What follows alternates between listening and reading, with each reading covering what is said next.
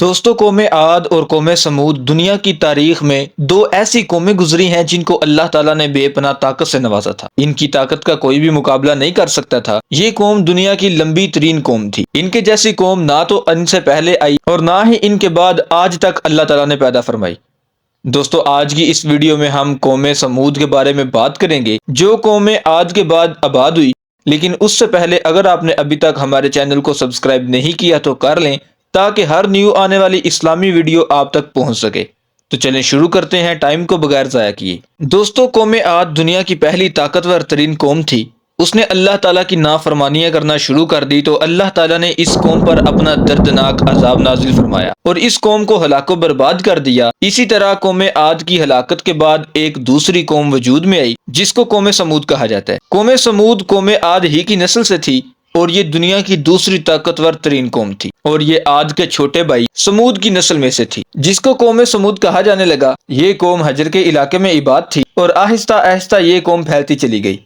اس قوم نے اپنا دارالحکومت حجر کو ہی رکھا، جو کہ شہر حجاز سے بہت ہی قریب واقع ہے، جسے آج ہم میدان صالح کے نام سے جانتے ہیں۔ دوستو، اس وقت کی سپر پاور قوم عاد ثانی یعنی قوم سمود تھی۔ اللہ تعالیٰ کا ان پر یہ خاص کرم تھا کہ یہ قوم انتہائی طاقتور تھی، اور اس کے ساتھ ساتھ اللہ تعالیٰ نے ان کو بے شمار نعمتوں سے بھی نوازا تھا۔ دوستو، تاریخ کی کتابوں میں اس قوم کا قد 40 ہاتھ بتایا گیا ہے اور ان کی عمر 900 سے 1000 سال تک تھی۔ اللہ تعالیٰ نے ان کے جیسی قوم دوبارہ پیدا ہی نہیں کی۔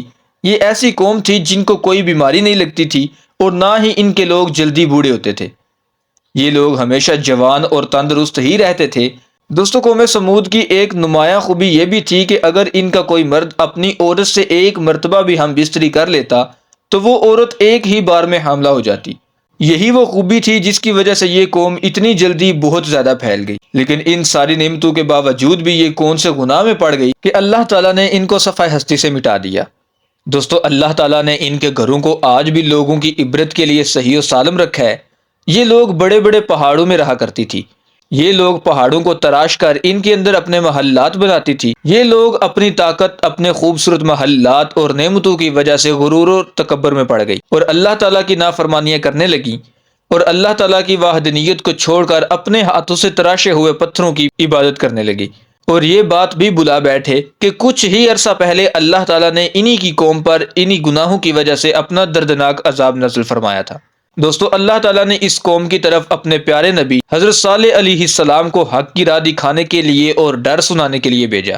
چنانچہ صالح علیہ السلام نے اللہ تعالیٰ کے حکم سے اس قوم کو بت پرستی سے منع کیا اور اللہ تعالیٰ کی وحدانیت کی طرف بلایا۔ لیکن قوم کے سرداروں نے حضرت صالح علیہ السلام کو جھوٹا ثابت کرنے کے لیے ان سے کہا کہ ہمیں معجزہ دکھاؤ۔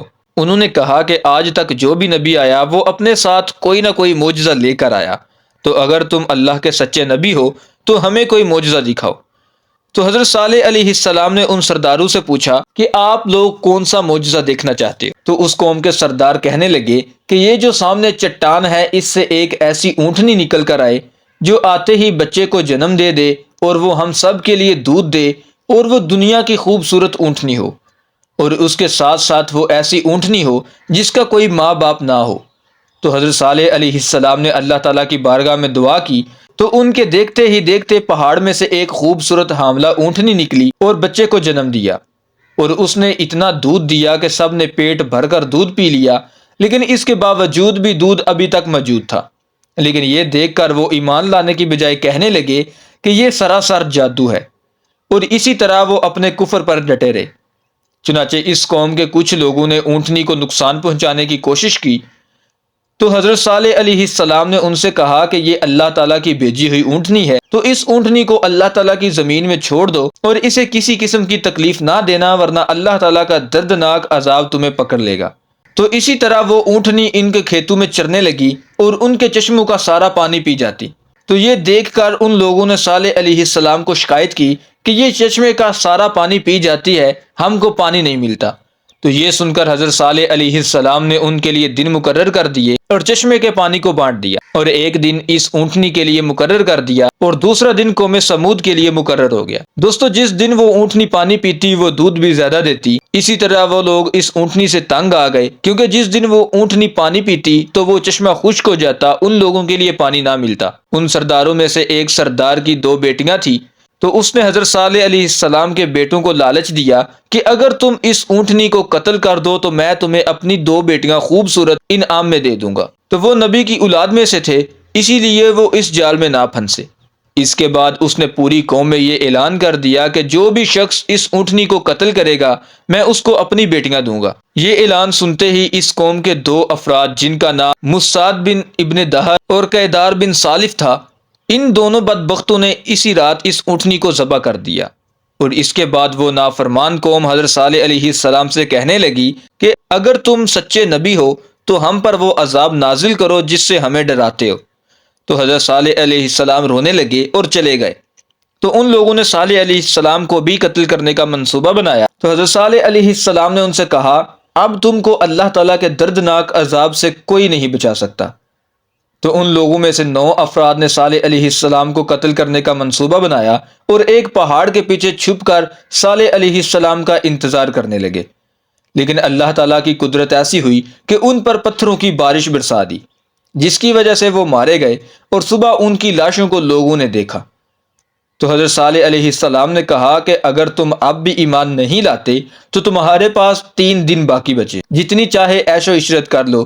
تو وہ صالح علیہ السلام کا مذاق اڑانے لگے اور کہنے لگے کہ آپ ہی بتا دو کہ ہم یہ 3 دن کون سے گناہ میں گزارے۔